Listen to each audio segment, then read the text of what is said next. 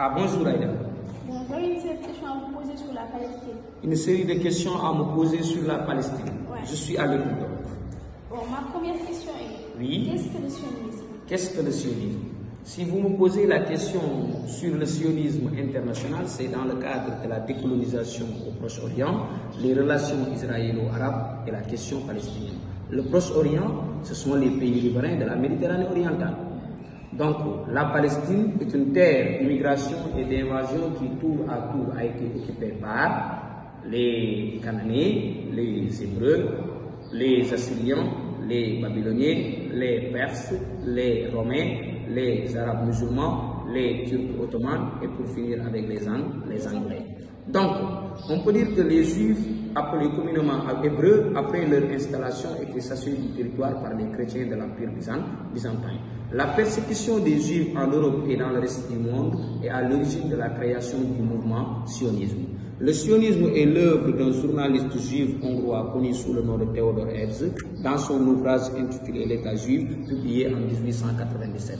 Le sionisme a pour objectif de trouver une terre pour les Juifs, de médiatiser les problèmes juifs afin de trouver une solution. Mais ce mouvement est soutenu le 2 novembre 1917 par une déclaration faite par le ministre des Affaires étrangères de la Grande-Bretagne, d'où son nom est Lord Arthur James Balfour. Bon, merci. Ma seconde question, ça va être, quelle est la position de la puissance mandataire face aux deux nationalistes arabes et juifs? Ok, la position de la puissance mandataire face aux deux nationalistes arabes et juifs. Ok, donc tout à l'heure j'ai dit que ce mouvement sioniste est appuyé par une déclaration faite le 2 novembre 1917 par le ministre des Affaires étrangères de la Grande-Bretagne. Après la Première Guerre mondiale, la SDN a été créée pour garantir la paix et la sécurité mondiale. Donc c'est la SDN qui a mandaté la Grande-Bretagne pour administrer la Palestine. Donc la puissance mandataire, c'est la Grande-Bretagne.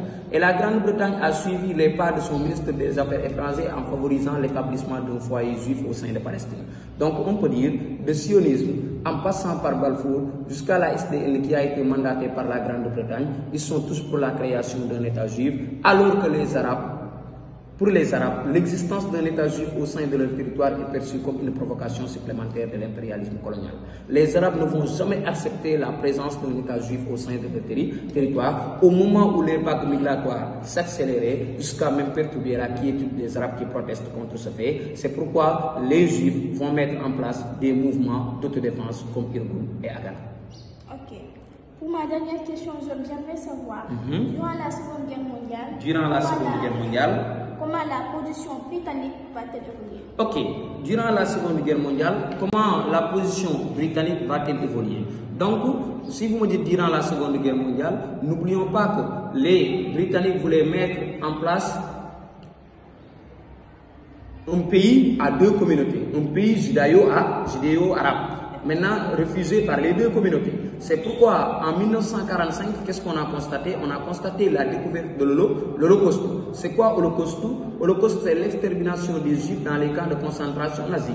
Donc sur les 50 voire 60 millions de morts de la Seconde Guerre mondiale, on peut noter 6 voire 7 millions de Juifs tués dans les camps de concentration nazis. C'est pourquoi le mandat britannique est marqué par de multiples conflits, nourris de part et d'autre par les nationalistes intransigeants, au point que la Grande-Bretagne va donner ce dossier palestinien à l'ONU. L'ONU, dans sa résolution 181 du 29 novembre 1947, va partager la Palestine en deux régions et faire de Jérusalem une ville internationale. Les Juifs minoritaires disposent 55% des terres, les Arabes majoritaires, plus de 70% de la population, obtiennent 45% des terres. Ce plan de partage inégal est refusé par les Arabes, accepté par les Juifs qui profitent de la fin du mandat britannique sous le règne de David Ben Gourion pour proclamer la naissance de l'État d'Israël le 14 mai 1948.